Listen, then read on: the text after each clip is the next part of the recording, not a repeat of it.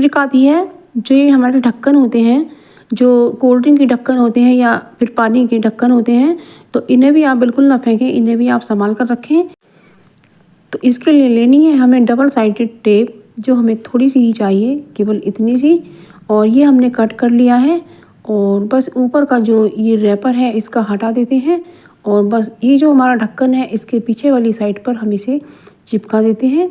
तो बस इस तरह से चिपका देने के बाद तो आप अपनी किचन की दीवार पर इस तरह से चिपका सकती हैं और इस पर कोई भी चीज़ आप टांग सकती हैं जो भी आपका ज़रूरी हो। तो मैं इसी स्टैंड को ही टांग देती हूँ क्योंकि इससे काफ़ी आराम मिलता है, हमें समय पर मिल जाता है। तो अब ये जो हमारे पास चिमटियाँ होती हैं, हम इनका भी एक बालों में तो हम ज़रूर लगाते हैं, लेकिन एक और भी अच्छा सा आपको यूज़ बताती हूँ।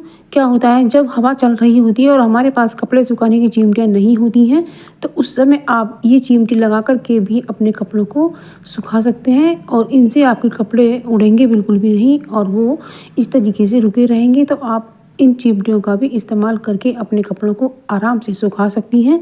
तो अब अगली ट्रिक आती है हमारी पर्स को लेकर। तो फ्रेंड्स, क्या होते हैं, ये हमारे कीमती पर्स होते हैं ना, तो जब हम इन्हें हाथ में लेते हैं तो एक दो बार लेने पर ही थोड़ी सी रिएक्शन हमारी हट जाती है और हम सोचते हैं कि ये हमारा पर्स ख़राब हो गया है। ऐसा बिल्कुल भी नहीं है। तो इस तरह से हमने पर्स को देखना है कि कैसे ठीक करना है। तो हमने लिया है काला नेल पेंट, जैसे इसका कलर काला है तो हमने काला नेल पेंट लिया है और इस पर हम यहाँ काला नेल पेंट लगा देते हैं, जिससे आप बिल्कुल भी पता नहीं लगा पाएंगे कि ये रेक्सिन हटी हुई है। और इस तरह से हमारा पर्स ठीक हो जाएगा और हमें बहुत ही सावधानी से लगानी है ताकि जो भी इसका स्थान ख़राब है वहीं पर ठीक हो सके। और जब हम रात की शादी वगैरह में इस पर्स को ले सकते हैं तो बिल्कुल भी इसको पता नहीं चलेगा कि ये यहाँ से रेक्सिन हटी हुई है। तो इस तरीके से आप अपने पर्स को ठीक कर सकते हैं। और ये पर्स काफ़ी महंगे होते हैं, लेकिन रेक्सिन हट जाने के कारण ये ख़राब हो जाते हैं। तो इस तरह से आप अपने पर्स को ठीक कर सकते हैं। तो जैसा कि आप वीडियो में देख पा रहे हैं, और ये पर्स हमारा बिल्कुल ठीक हो गया है, लेकिन इसे हमें अच्छे से सुखा लेना है। और जब हम कहीं जाएं तो हमें उसी दिन नहीं करना है, उससे पहले ही इसे करके रखना है ताकि अच्छे से सूख सके। तो इस तरीके से रात में बिल्कुल भी पता नहीं चलेगा कि ये पर्स हमारा ख़राब हो चुका है। लेकिन ये पर्स कितना महंगा होता है और इसका यूज हम ले सकते हैं। और इसके अंदर कुछ सामान रखें, आप अपना ज़रूरी सामान भी रख सकते हैं, पिन वगैरह या बिंदी का पत्ता वगैरह, क्योंकि ये एक 100 पीस होता है। इस तरह से इसमें कम सामान ही आ सकता है, लेकिन फिर भी रख सकते हैं। और इसकी जो चैन होती है वो भी इसके अंदर ही हम डाल करके इस तरह से ले सकते हैं। और जब हमें लटकाना हो तब हम इसकी चैन को बाहर ले लें। तो मैंने अभी ये थोड़ा ठीक किया है, मैंने सारा ठीक नहीं किया है। तो आप इसे अच्छे से जहाँ भी ख़राब है वहाँ से रिपेयर कर सकते हैं। तो बस हमें कलर का ध्यान रखना होगा। तो फ्रेंड्स, अब तीसरी ट्रिक आती है। तो ये धागे को लेकर इसमें क्या होता है फ्रेंड, जब इसमें छोर इस तरह की काली रील होती है या कोई भी, तो इसमें छोर ढूंढना में मुश्किल हो जाता है और हमें इस तरीके से काफ़ी समय बर्बाद हो जाता है हमारा। तो इस तरीके से हमें यहाँ पर एक कट लगा लेना है। फ्रेंड्स, ये चाकू नहीं कर पा रहा है तो इसके लिए हमें लेना है जिगजैग वाला चाकू। तो जिगजैग वाला चाकू लेकर के उससे काटेगा, इससे बहुत अच्छा कटेगा। और इस तरह से काटने के बाद इसमें यहाँ पर हमें धागे को अटका देना है, जो इसका छोर है उसे हमें अटका देना है। तो इस तरीके से हमें छोर ढूंढने में जो समय बर्बाद होता है वो नहीं होगा और हमें बड़ी सावधानी से रील का धागा हमें मिल जाएगा। तो इस तरीके से आप ज़रूर से कर सकते हैं। ये बहुत ही अच्छी ट्रिक है तो छोटी सी, तो ये आपको ज़रूर पसंद आएगी। आप अपने ज़िंदगी में इसे ज़रूर फॉलो कीजिएगा। अब अगली ट्रिक आती है हमारी। तो फ्रेंड्स, हम पाव भाजी बना रहे हैं, तो हमने सब्जियों को धो करके अच्छे से रख लिया है। और आजकल सब्जियां काफ़ी आ रही हैं, तो इस तरीके से हम अच्छे से डाल रहे हैं। तो ये हमने गोभी को चॉप किया है और ये गाजर और पत्ता गोभी को हमने धो करके इसमें ऐड कर दिया है। तो बस इसके ऊपर से हम आलू ऐड कर देते हैं। तो आप चाहें तो बैंगन और कासी फल भी इसमें डाल सकते हैं। तो हमारे पास यही घर में सब्जियां अवेलेबल थी तो हमने यही इसे बनाया है। तो इस तरीके से कीजिएगा।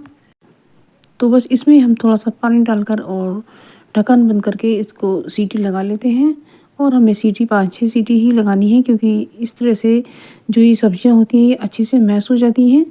तो इस तरह से हम चमचे की सहायता से ही इन्हें मैश कर लेते हैं। और इस तरह से मैश करने के बाद हमें करनी है इन्हें ठंडी। और बस हमने इन्हें परात में ठंडा कर लिया है। तो इन्हें अच्छे से मैश करना है, तभी इसमें टेस्ट बनता है। और बस इसको अच्छे से मैश करके हमने ठंडा कर लिया है। और बाकी जो बची हुई है वो भी इसमें ही डाल देते हैं। तो बस इसी तरीके से अब हमने रखी है गैस पर कढ़ाई और इसमें डाला है ऑयल। तो ऑयल हमें थोड़ा ज़्यादा लेना है और इसमें हमने 1 चम्मच जीरा डाला है और थोड़ा 1 पिंच हींग ऐड किया है और बस इसके अंदर हम धनिया पाउडर डाल देते हैं। तो इसके अंदर हम रेगुलर मिर्ची और हल्दी पाउडर और हमने चॉप किया हुआ टमाटर और हरी मिर्च को ऐड कर दिया है और इसमें हमने सादा नमक ऐड किया है। तो बस इस तरीके से इन्हें हम फ्राई कर लेते हैं। तो बस टमाटरों को हम अच्छे से इस तरह से भून सकते हैं। आप चाहें तो इन्हें मिक्सी में भी पीसा जा सकता है। तो इस तरीके से ढक्कन बंद करने के बाद इस तरह से हमारे टमाटर पककर तैयार हो गए हैं। तो बस इन्हें हम चमचे से अच्छे से घोट देते हैं और इसके अंदर हम पाव भाजी को ऐड करेंगे। तो ये जो टमाटर हमारे पके हैं ये बहुत ही अच्छी टेस्टी सब्ज़ी बनकर के तैयार हो गई है। तो बस इसके अंदर ये पाव भाजी हम डाल देते हैं और इसे अच्छे से फ्राई करेंगे। और इसमें हमने कुछ पानी भी ऐड किया है और ये इसे अच्छे से पकाना है और पक कर इसमें तैयार हो गई है। और इसके अंदर डालना है हमें चॉप किया हुआ धनिया पत्ती और इसके अंदर एवरेस्ट का मसाला हमें डालना है या मसाला आप कोई भी ले सकते हैं। तो बस इस तरह से हमारी जो पाव भाजी है वो बनकर तैयार हो गई है और इसमें हम डाल रहे हैं पाव भाजी मसाला। तो और इसमें हम डालेंगे गरम मसाला, अमचूर पाउडर और बस इस तरीके से हमारी जो पाव भाजी है वो बनकर तैयार है। तो इस तरीके से जब हम कई सारी सब्जियां मिक्स करके बनाते हैं तो बच्चे भी आराम से खा पाते हैं। तो ये बहुत ही अच्छी यूज़फुल सी ट्रिक है। तो फ्रेंड्स, आपको जब कुछ ऐसी टिप्स मिल जाती हैं जो आपके काम को आसान करे और आपके पैसों की बचत करे और आपका समय भी बचाए तो कितना अच्छा होता है। तो फ्रेंड्स, आप मेरी वीडियो देखते रहिएगा, मैं नई नई वीडियो लेकर आती रहती हूँ। तो आज के लिए बस इतना ही, मिलते हैं एक नई वीडियो में, तब तक के लिए थैंक यू फॉर वॉचिंग। तो फ्रेंड्स, आप मेरे चैनल को जरूर से सब्सक्राइब कीजिएगा और मेरी वीडियो पसंद आने पर उसे लाइक शेयर कमेंट जरूर से कीजिएगा। ट्रिक आती है फ्रेंड्स, सर्दियों में हमारे हाथों में सूजन आ जाती है और इनमें खुजली होने लगती है। तो इस समय पर हम क्या करें, हमें रात को गुनगुने पानी में नमक डालकर सिकाई करनी है और उसके बाद हमें लेना है विक्स बेपौरा और इस विक्स को हमें हाथों पर लगाना है। और यदि आपके पैर भी सूज रहे हों तो आप पैरों को भी नमक और गुनगुने पानी में सिकाई करने के बाद पूछकर विक्स लगाइएगा और इससे आपकी सूजन भी निकल जाएगी और खुजली भी निकल जाएगी, आपको बहुत ही आराम मिलेगा। तो ये बहुत ही अच्छी ट्रिक है, आप ज़रूर से विक्स का इस्तेमाल करके देखिएगा। तो इस तरह से आप अपने हाथों की केयर कर पाएंगे और हाथ आपके बहुत अच्छे हो जाएंगे। तो आप इसे ज़रूर से करके देखिएगा, ये बहुत ही यूज़फुल सी ट्रिक है। तो फ्रेंड्स, अब तक जो भी मैंने ट्रिक बताई है वो आपको एक से एक बढ़कर हैं और आपको बहुत पसंद आएंगी। तो आप मेरी वीडियो कहाँ से देख रहे हैं तो ये मुझे कमेंट सेक्शन में ज़रूर लिखिएगा, मुझे पढ़ के बहुत खुशी होगी और मैं अंदाज़ा लगा पाऊंगी कि मेरी वीडियो दुनिया के किस किस कोने में देखी जा रही है। तो अगली ट्रिक आती है नेल कटर को लेकर।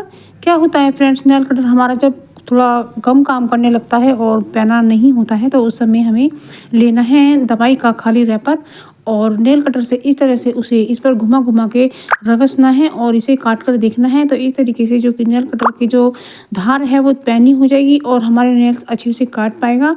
तो इस तरह से आप फ्रेंड ज़रूर करके देखिएगा, आपको जो नेल कटर है वो काम करने लगेगा और ये बहुत ही अच्छी ट्रिक है, आपको ज़रूर पसंद आएगी। तो आप इसे ज़रूर से फॉलो करिएगा। तो आप मेरे चैनल पर नए हैं तो मेरे चैनल को सब्सक्राइब कीजिएगा और मेरी वीडियो को लाइक शेयर कमेंट कीजिएगा। अगली ट्रिक आती है कि फ्रेंड्स, जो ये जंग लगे हुए ताले होते हैं, बेकार होते हैं, इन्हें हमने गैस पर अच्छे से गर्म करना है। मैंने अपना ताला अच्छे से गर्म कर लिया है और मैंने लिया है कॉटन का रुमाल। आप कोई भी कॉटन का कपड़ा ले सकते हैं या टॉवल ले सकते हैं। तो मैंने इस ताले को अच्छे से गर्म करने के बाद में इसमें बंद कर लिया है और इस तरीके से जब हमारे हाथ पैरों में दर्द हो जाता है सर्दी के मौसम में या फिर किसी भी वजह से, तो इस तरीके से आप सिकाई कर सकते हैं। क्योंकि हम वैसा तो कर नहीं पाते हैं, ताला ज़्यादा गर्म हो जाता है तो ये काफ़ी देर तक गर्म रहता है, इससे हम अच्छे से अपनी सिकाई कर पाते हैं। तो इस तरीके से फ्रेंड्स, आप अपने पैर की सिकाई भी कर सकते हैं। क्या होता है, जब सर्दी के मौसम में या फिर हड्डियों में दर्द रहने लगता है तो इस तरीके से आप इससे बैठे बैठे अच्छे से सिकाई कर सकते हैं और कर सकती हैं। तो अब अगली ट्रिक आती है हमारी गैस के बर्नर को लेकर। तो फ्रेंड्स, हम बाकी चूल्हे की सफाई कर लेते हैं लेकिन गैस के बर्नर के अंदर से सफाई करना हम भूल जाते हैं। तो जिसका नतीजा होता है कि जो इसके होल होते हैं वो कुछ बंद हो जाते हैं, तो इससे गैस अच्छे से निकल नहीं पाती है और इससे आग लगने का खतरा भी बना रहता है। तो सबसे पहले हमें इसको क्या करना है, हमें लेना है एक खराब टूथब्रश और इसके अंदर से इसकी सफाई करनी है। ताकि इसके अंदर जो धूल या कुछ गंदगी जमा हो गई है वो भी निकल जाए। और अब हमें लेनी एक प्लेट गहरी वाली और इसके अंदर रखना है हमें ये बर्नर और इस पर हमें लगाना है पेस्ट आप कोई भी ले सकती हैं, कोलगेट हो या कोई भी। तो इस तरीके से हमें अंदर की साइड भी पेस्ट लगाना है और बाहर की साइड भी हमें पेस्ट लगाना है। तो पेस्ट लगाने के बाद हमें लेना है गर्म पानी।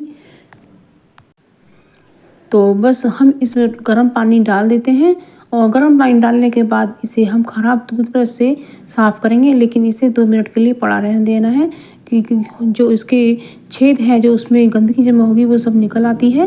तो इस तरह से हमें ख़राब टूथब्रश की सहायता से रगड़ कर इसे साफ़ करना है क्योंकि जो इसके होल हैं वो अच्छे से साफ़ हो सकें और इस पर जो लेयर जमा हो जाती है वो अच्छे से उखड़ कर निकल सके। तो फिर इसके बाद हमारी जो गैस है वो अच्छे से वर्क करेगी। तो बस इस तरीके से हम इसको साफ़ कर लिया है हमने और इसे और साफ़ पानी में भी हम इसे इस तरह से साफ़ कर लेते हैं और ये बिल्कुल साफ़ हो जाएगा। ये बहुत ही हमें करना ज़रूरी है क्योंकि हमें खाना रोज़ बनाना होता है और किसी भी समय हमारा ये काम करना बंद कर देता है, गैस अच्छे से नहीं निकल पाती, यहाँ तक कि आग तक लग सकती है। तो इस तरह से हमें इसको अच्छे से साफ़ करना है और ये हमें 1-2 हफ्ते के अंदर ज़रूर से कर लेना है और इसे एक साफ़ कॉटन के कपड़े से हम पोंछकर साफ़ कर लेते हैं। तो इस तरह से जो भी इसके छेद में पानी चला गया है वो सब निकल जाएगा। और अब हम गैस चला देते हैं। तो धीरे धीरे इस तरह से जहाँ भी गैस चलेगी तो वहाँ से जो इसका पानी सब जलेगा और गैस अच्छे से वर्क करने लगेगी। तो इस तरीके से हमें कर लेना है। तो आप देख सकते हैं कि हमारा बर्नर कितने अच्छे तरीके से जल रहा है।